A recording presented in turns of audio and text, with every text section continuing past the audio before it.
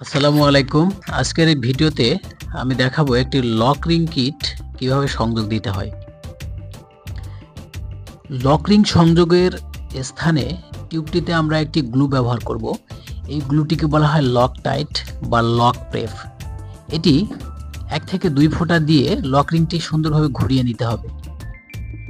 একইভাবে আমরা অপর টিউবটিতে লক প্রেপ লাগিয়ে নেব এবং লক রিং কিটটি ঘুরিয়ে দেব যাতে লক প্রেপ টিউবের চতুর্দিকে সমভাবে লেগে যায়। ঝালাইয়ের পরিবর্তে অর্থাৎ ব্রেজিং এর পরিবর্তে আমরা লক রিং কেন ব্যবহার করব? এর কারণ হচ্ছে লক রিংয়ে আগুনের ব্যবহার ছাড়াই খুব সহজেই এটি লাগানো যায়।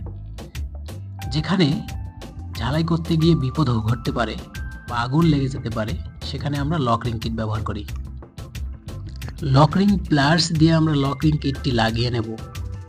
লক রিং প্লাসের একটি প্রান্ত ফিক্সড থাকে এবং আরেকটি প্রান্ত এভাবে নাড়াতে হয়, অর্থাৎ ডান দিকে আমরা ডান হাতটি ধরে আছি ফিক্সড করে এবং বাম হাতটি এভাবে নাড়িয়ে লক রিংটি লাগিয়ে নিলাম।